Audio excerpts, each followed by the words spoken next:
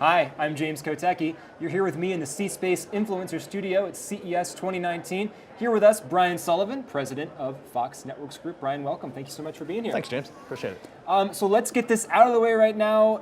If all goes according to plan, you're going to be bought by Disney, and you cannot talk about that at all. Am I right about that? Yeah, not me personally. Okay. But yes, the organization is being Yes, bought the by organization. Disney, Yes. 21st Century Fox, and actually a new company is being spun out simultaneously, which will be called Fox. And you're absolutely right, I can't talk about anything about it, but hopefully the transaction will be completed over the course of the next few months. Okay. So at the moment then, let's talk about where you are right now. Define the kind of assets, because I know that 21st Century Fox, Fox Networks Group, Fox News, the Fox brand is all over the place. So tell me what is in your portfolio. Hopefully it's a good thing that the Fox brand is all over the place. Oh, sure, it's omnipresent.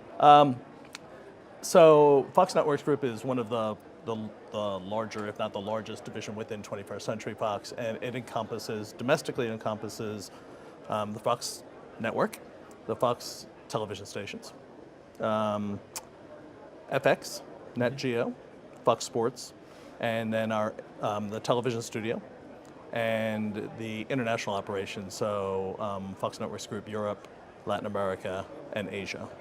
And some of the most popular shows are The Simpsons, It's Always Sunny in Philadelphia, things like that. You would say It's Always Sunny in Philadelphia, I because do- that's where I'm from. I so love It's Always I Sunny have in a very Philadelphia, I have to particular admit. taste for that show.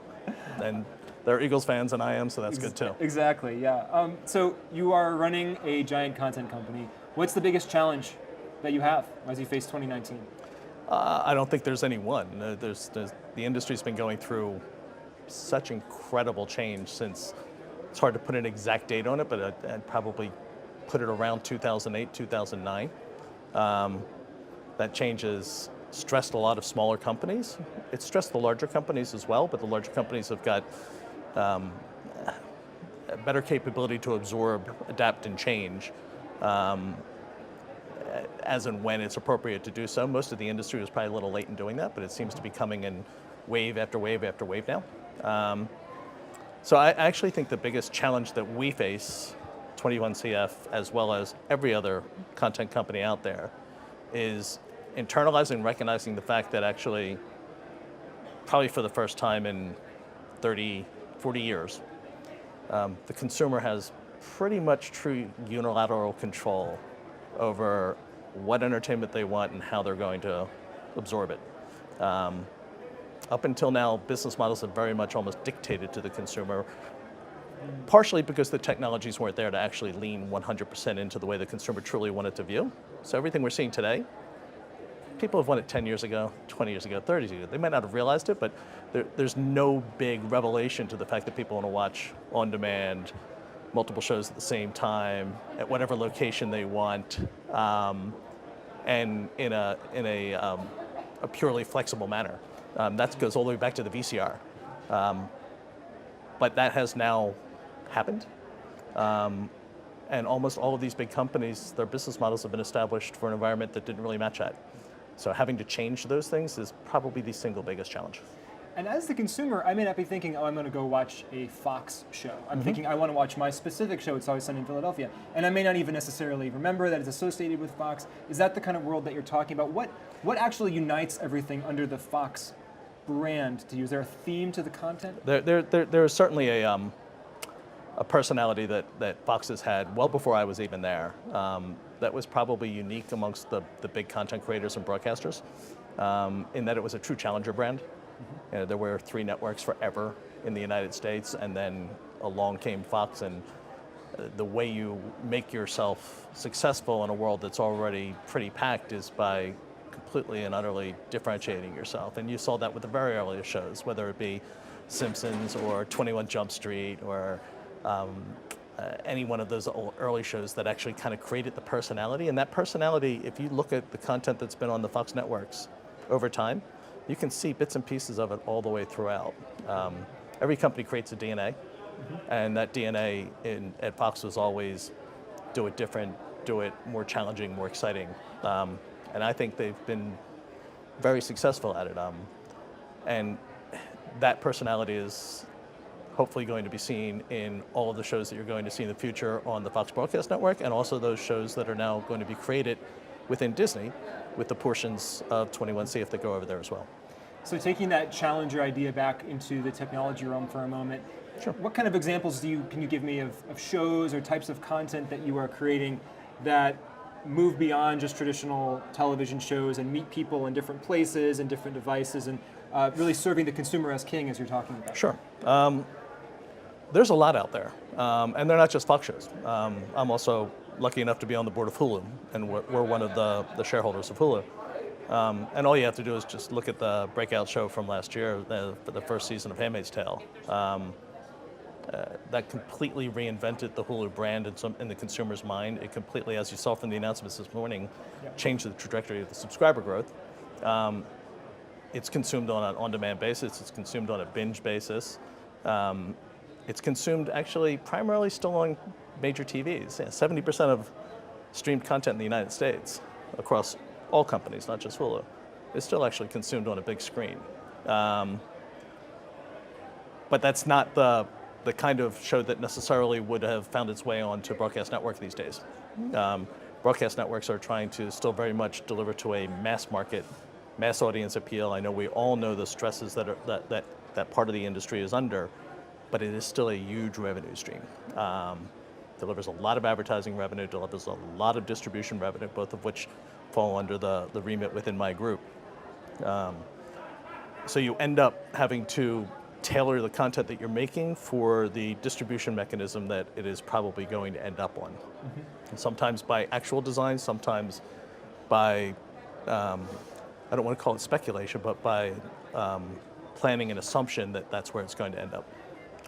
You see more big audience shows showing up on broadcast. You see more, I'm reluctant to call them niche shows because they get such big audiences, but shows that are definitely serving a very specific subset audience, even if that audience happens to be big, going into the streaming world.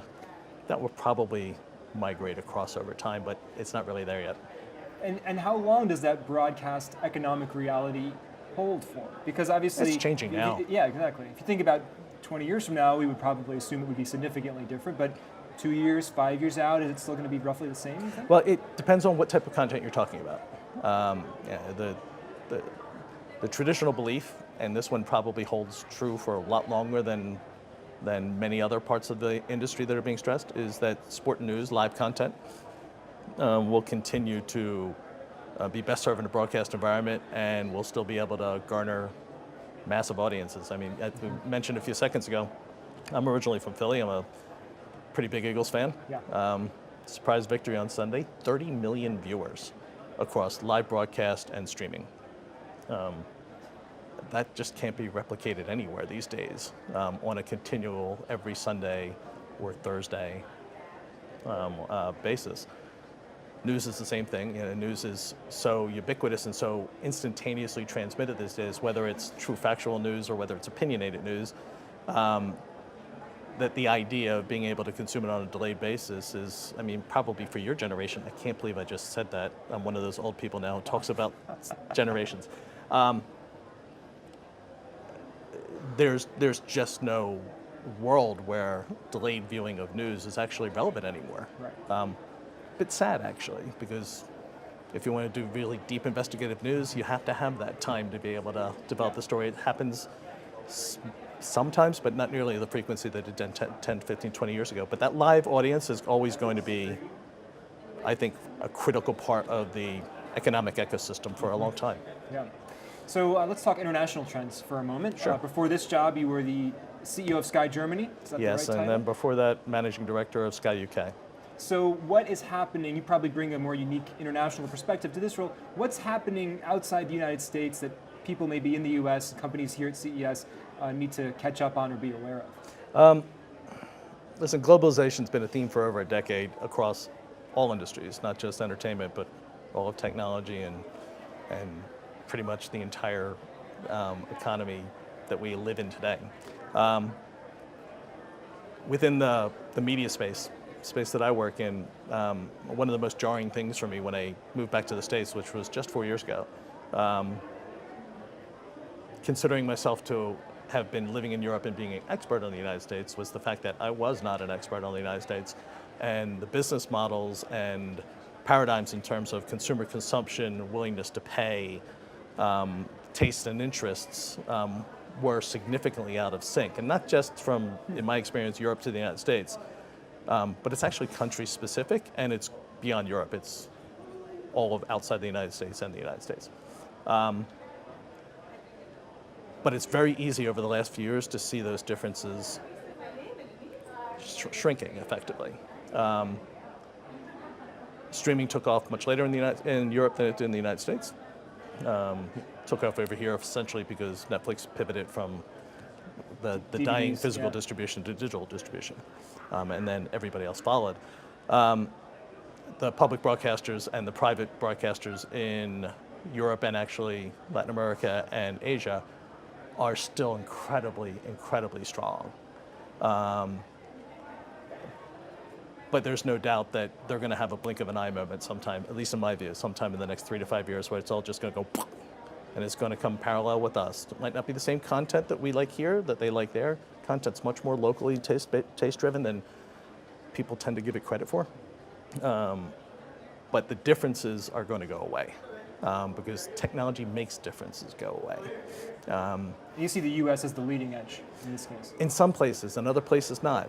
That's why you kind of have to look on a case-by-case basis. So let's take it out of entertainment for a second and put it into a different sector that influences entertainment, which is privacy. So the attention to privacy and the laws and regulations around privacy over in Europe are much, much tighter than they are in the United States. But you start to see the United States looking at creating better, deeper, more personalized privacy laws that kind of match what you're seeing happening outside of the United States.